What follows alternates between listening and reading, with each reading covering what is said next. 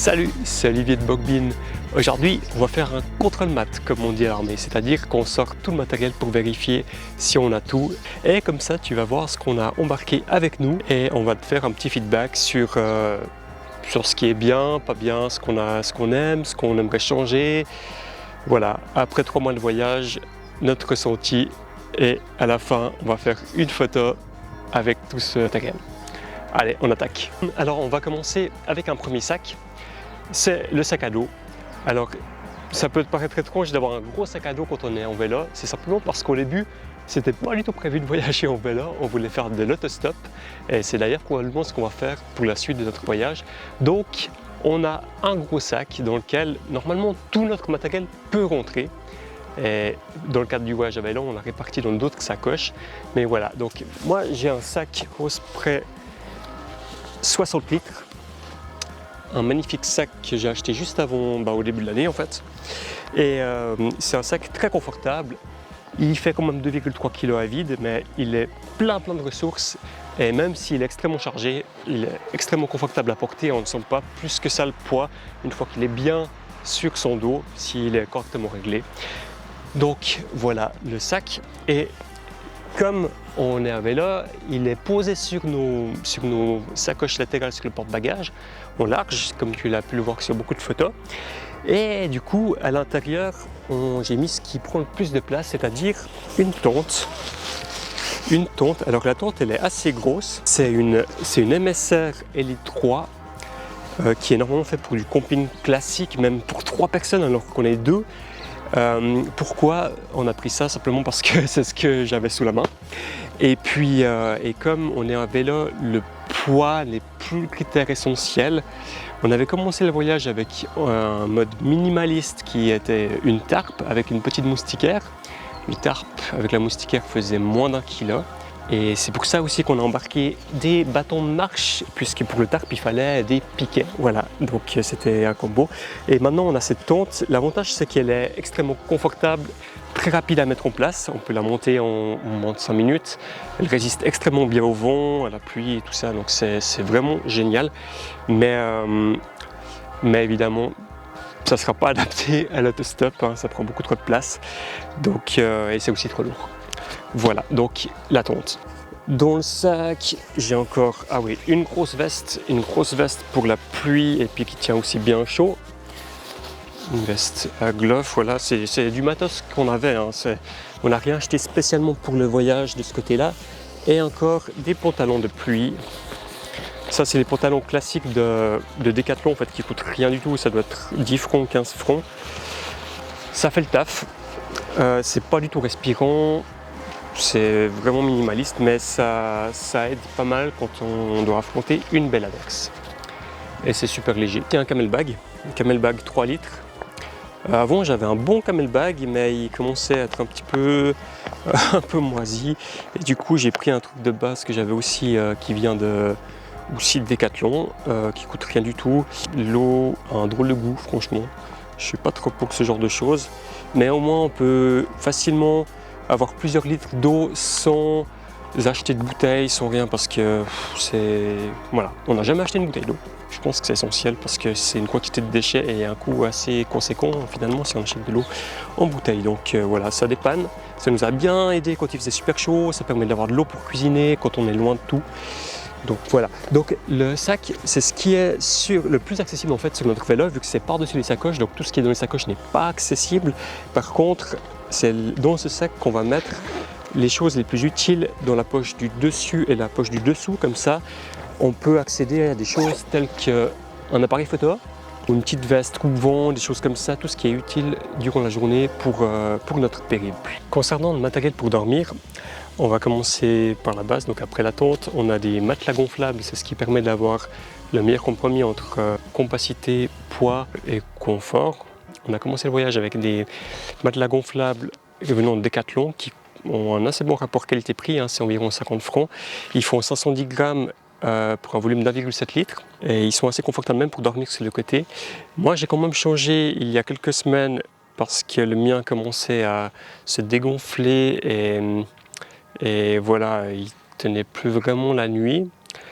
Voilà, un léger défaut, mais rien de trop méchant. Du coup, je suis passé sur un matelas de marque Sea2 Summit qui est encore un poil plus compact, encore plus léger. Celui-ci il fait 380 grammes.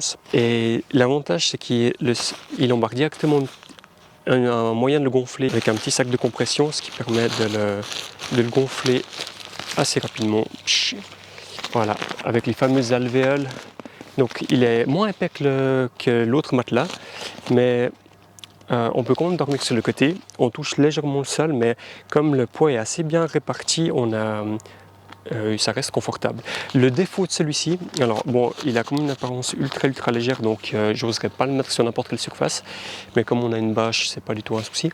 Et l'autre défaut, c'est qu'il fait beaucoup de bruit quand on bouge en fait. Le sac de couchage, si on change de position, c'est vraiment bruyant, donc c'est pas, voilà, c'est vraiment le gros défaut. Et puis en théorie, il y a un système pillow-lock quand on met un oreiller de la même marque, j'en ai un d'ailleurs. Voilà, un oreiller hyper léger, en théorie, il n'est pas censé bouger. Ça n'a jamais marché. C'est un petit luxe, il est vraiment pas lourd et il coûte pas grand chose. Et c'est vraiment super confortable et aussi je peux le gonfler avec le même système, donc c'est vraiment top. On a également trouvé des choses essentielles comme la frontale. Des boules caisses, couteau suisse, stylo ou aussi les accus de rechange pour l'appareil photo ou la GoPro. Alors, nous avons également une petite trousse de premiers secours avec vraiment le strict minimum à l'intérieur. Nous avons embarqué un petit drone qui tient dans cette petite boîte à lunettes. Alors c'est un petit DJI Mavic Mini qui fait 250 grammes, qui permet de capturer de belles images depuis des endroits assez insolites avec des angles de vue assez intéressants. Donc super pratique mais aussi très fragile, hein. C'est assez délicat pour ne pas le cracher, mais pour le moment il a survécu, donc c'est une très bonne chose. Pilote avec une petite télécommande qui se connecte au téléphone. Et la chose assez intéressante en fait, c'est qu'il est alimenté par des accus comme ça, qui ont une assez grosse capacité, ce qui permet d'avoir une demi-heure d'autonomie de vol. Et surtout, on a un petit chargeur super léger, dans lequel je peux charger jusqu'à 3 accus. J'ai 3 accus, dans le cadre du voyage j'en ai pris seulement 2 parce que c'est quand même 125 grammes pièce. Par contre l'avantage, c'est que avec ce chargeur et 1, 2, peu importe le nombre d'accus, je peux l'utiliser comme powerbank. Donc ça nous permet de recharger nos appareils, les téléphones, quasiment tous les appareils électroniques qu'on a, excepté l'appareil photo avec lequel je suis en train de filmer, qui nécessite passablement de courant, et l'ordinateur portable, parce qu'on a un petit ordinateur portable que je vais vous présenter, qui a aussi une belle autonomie. Donc voilà.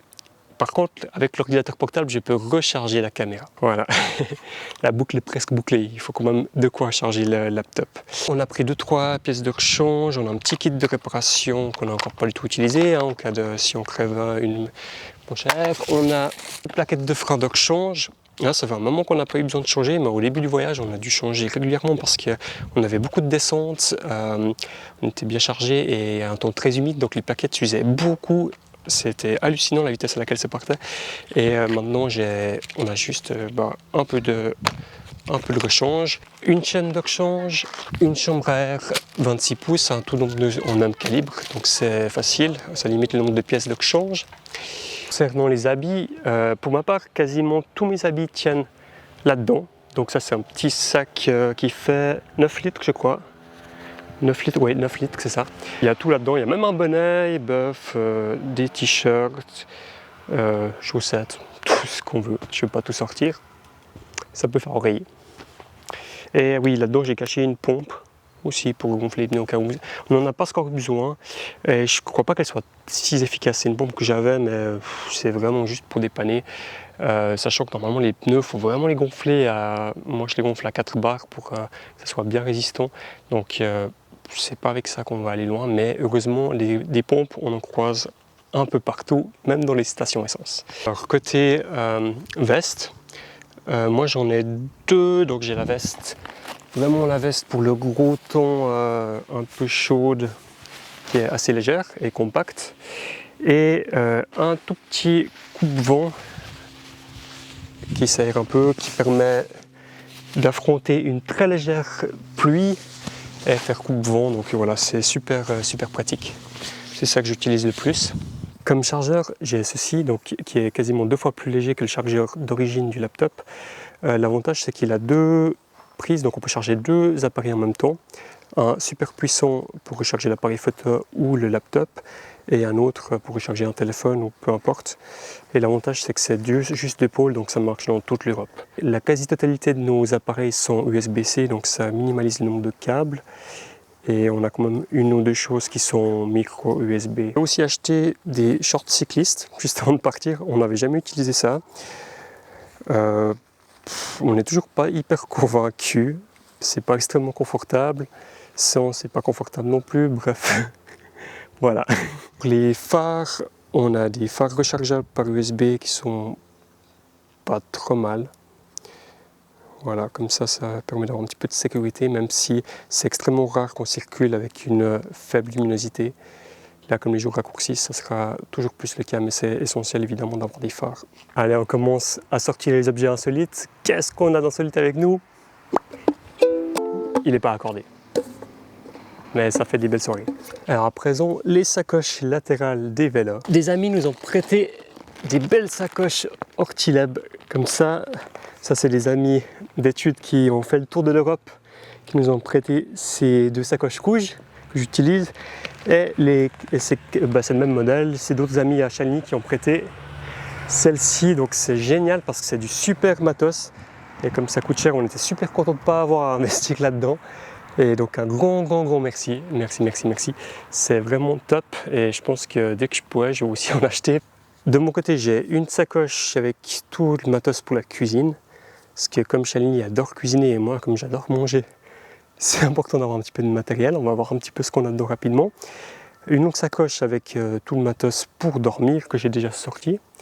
Et puis Chaligny, elle a les sacoches avec les choses marrantes. Donc outre ses vêtements, elle a des parapentes. Donc dans les objets insolites, on a un parapente. On en a 2 comme ça. Donc du matos super léger de Niviuk, des skins 3P en 16 mètres carrés, c'est génial. Un petit laptop pour pouvoir éditer les photos, faire de belles vidéos. Celui-ci fait 1 kg et est ultra résistant, c'est pour ça que je l'ai pris. Peut-être que ça me permettra également de travailler en voyage, on verra. Il est suffisamment puissant pour éditer la vidéo en Full HD. Au-delà, c'est un peu compliqué. J'ai essayé de faire des shootings en 2,7K ou 4K, mais c'est très compliqué de travailler avec ça, même en version proxy. J'ai un ordinateur, j'ai quand même pris une souris, une petite souris 100 grammes, parce que c'est tellement plus confortable de faire du montage avec une souris. Gants de cycliste, ça c'est juste indispensable. Faire du vélo sans ça, j'arrive pas à l'imaginer, ça fait tellement mal. Enfin, ça dépend ce qu'on a comme poignée sur le guidon, mais c'est essentiel, ça laisse respirer, donc c'est pas un souci quand il fait chaud. Ça protège bien les doigts, je les utilise aussi beaucoup pour toutes sortes de travaux manuels. Et j'avais pris mes gants de parapente, qui ont déjà quelques années, qui ont des trous qui sont super usés, confortables, et au final, je les ai jamais utilisés parce que quand j'allais voler, ils étaient soit au fond d'un sac, enfin bref, je les avais pas sous la main. Du coup, j'ai souvent volé avec les gants de cycliste, c'est pas parfait, mais voilà. Donc ces gants-là, je pense que je vais les laisser parce que même s'ils sont cool, si on l'utilise pas, c'est inutile. Et si quelque chose est inutile, c'est du poids en trop, de la place, et bref. De prendre que les choses vraiment essentielles. C'est ça qu'il faut faire en voyage, c'est être minimaliste. Et surtout savoir où est son matériel pour toujours pouvoir l'utiliser au bon moment. Indispensable, les écouteurs, enfin un kit de main libre en fait.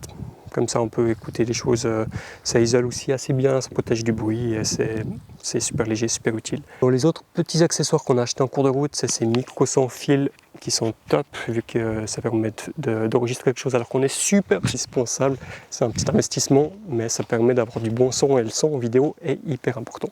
Maintenant, l'accessoire de l'année 2020, c'est...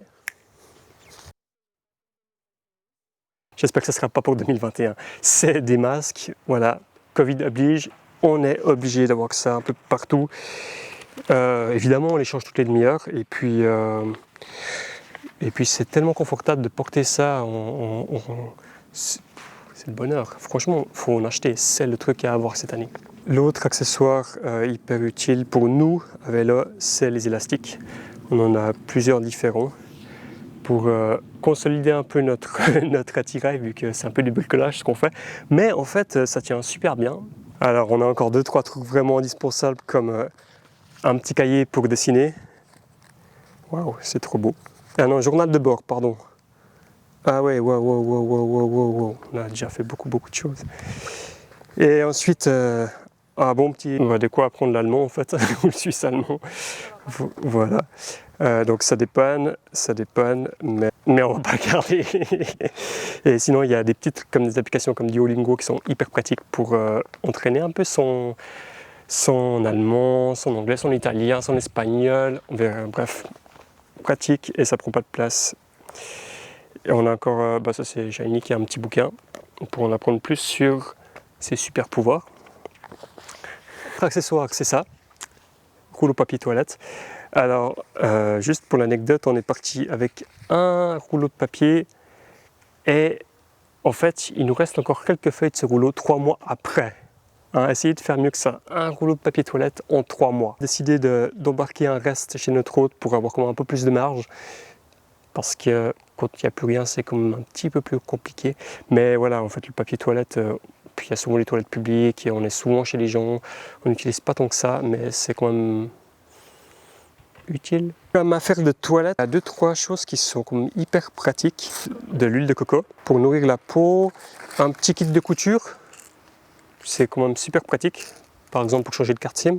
Comme chose hyper utile, il y a le percarbonate pour la lessive. C'est super pratique. Le bicarbonate de sodium qu'on peut utiliser pour tout, comme savon, pour laver les choses. C'est un peu le produit miracle. Et sinon, on a aussi quelques huiles essentielles. Ça permet de soigner pas mal de choses, aussi un peu d'arnica. Alors maintenant, on attaque la cuisine. Donc la cuisine, c'est ce qui est le plus lourd. Non, c'est violent. Des graines, toutes sortes de graines, comme ça, dès qu'on s'arrête de faire du camping sauvage, on peut planter, et le lendemain, on a toutes sortes de fruits, c'est super pratique. Partager avec les autres pour partager des espèces. Ouais, bref, les échanges de graines au cours de notre voyage, c'est quand même quelque chose d'assez enrichissant. Quand on achète des choses, ça arrive qu'on ait du plastique, on n'a pas tellement le choix, mais du coup, on essaye de l'utiliser intelligemment, et du coup, par exemple, cette boîte de sauce tomate en plastique est devenue notre nouveau Tupperware. Et dans la boîte de tartare, il y a du percarbonate, et comme la boîte a 3 mois et qu'elle commence à être un peu cabossée, à avoir 2-3 trous, et que le percarbonate commençait à voyager dans nos affaires, nouvel emballage, c'est ce qu'on appelle du suremballage. C'est hyper pratique. Qu'est-ce qu'on a d'autre? Des spaghettis. La boisson des sportifs, notre repas de midi, des nouilles, bouillon. C'est pas très local. Oh là, il a un drôle de goût le riz. Le chocolat, c'est hyper important aussi, qui nous a été offert par Nadia, notre hôte. Super sympa Nadia, merci pour le chocolat, c'est très important. On va retrouver du couscous. Alors le couscous là, il est dans un emballage de muesli, le muesli, le déjeuner des sportifs. Et du coup, en fait, en Allemagne, il y avait ces emballages qui sont assez cool parce que c'est des sachets quand même qui ferment assez bien. Donc du coup, on a transvasé les choses dedans pour les garder de nouveau. On garde un petit peu le plastique, c'est cool. Et ici, on est tellement frustrés parce qu'en Allemagne, le muesli coûte juste rien. Un paquet comme ça, c'est même pas 2 €. Et ici, c'est 7 ou 8 francs. On nous prend vraiment pour des imbéciles. Voilà, comme on voyage super léger, on essaie d'avoir des choses légères. Donc un petit peu de sauce tomate, c'est pas lourd. Bon, il y a tous les secrets de Chaligny, donc on va retrouver plein d'épices, des piments, du curcuma, du sel d'Himalaya venant de notre jardin, des gousses d'ail, bref, tout ce qu'il faut pour faire une belle recette. Là, notre petit kit de cuisine avec une petite poêle, une petite casserole, c'est fait pour être sur du gaz, mais notre réchaud est hyper puissant, hyper proche. Bref, c'est pas facile de cuisiner avec ça. Et sur le feu, c'est pas tellement fait pour. On a fait un peu, mais bref, c'est pas le matériel idéal pour cuisiner, mais au moins c'est super léger et assez compact. Et du coup, dans la casserole, on a mis plein de choses comme actuellement il y a des oignons, mais il pourrait y avoir d'autres choses. Ça permet d'avoir une bonne protection. Pour le réchaud, on a une cartouche de gaz de taille moyenne. On a tenu plus d'1 mois avec ça quand même, donc c'est pas mal. Sur la vaisselle, C'est quand même super pratique, ça fait gagner pas mal de temps. Là-dedans, on a des huiles, un vinaigre, etc. De nouveau, un petit emballage pour éviter que ça coule trop dans la sacoche. Là, on a un petit mélange de plein d'épices, à peu près 7-8 grammes de chaque, paprika, curry, poivre, du sel. Là, on a un petit hobo fabriqué par Chalini à partir d'une pâte de conserve. Là-dedans, on peut faire du feu et chauffer quand on n'a plus de gaz. Pour le moment, on ne l'a pas encore utilisé. C'est un peu notre coup de secours. L'avantage, c'est que ça pèse pas grand-chose et ça prend pas de place parce qu'on peut mettre des choses dedans. Hobo, voilà, sur lequel on peut mettre, ça va dans ce sens-là, voilà, on met un peu de bois ou de charbon et puis on peut poser la casserole dessus, ça dépanne. Quand même à bien protéger, c'est pour ça qu'on a un petit drap autour parce que sinon ça va faire des rochetis avec les affaires. Ici on a 2-3 ustensiles pour la cuisine, des baguettes, fourchettes, couteaux, cuillères super légères, produits vaisselle, oignons, huile, vinaigre, tabasco, on peut ouvrir un restaurant, vous venez quand vous voulez. Ouais, une paille pour filtrer l'eau plutôt. Pour le moment on n'a pas vraiment besoin, on a goûté une fois l'eau d'une rivière. C'était dégueulasse. Et voilà, donc on ne sait pas encore exactement la solution qu'on va utiliser par la suite pour filtrer l'eau. Pour le moment, on n'a pas vraiment besoin. Donc voilà, et à savoir que les systèmes pour filtrer l'eau, c'est juste pour tuer les virus, bactéries, etc. Mais ça ne va pas améliorer le goût de l'eau. Donc si l'eau n'a pas un bon goût, c'est pas génial. On a encore un peu de moutarde. On passe à l'étage suivant. Alors, qu'est-ce qu'on a d'autre? Alors, il reste le truc le plus lourd. Oh là là, voilà. Une petite taille de poche. C'est pratique pour détendre l'atmosphère, avoir des bons repas, coller un coup, se réchauffer, tout ça. Voilà, c'est lourd, ça prend de la place et puis c'est pas facile, mais c'est indispensable. Je peux pas imaginer faire un voyage comme ça sans un petit bout comme ça. Il y a encore l'appareil photo avec le micro qui nous a servi à enregistrer, avec également un petit tripod, GorillaPod en fait, qui nous permet d'accrocher l'appareil photo à peu près n'importe où.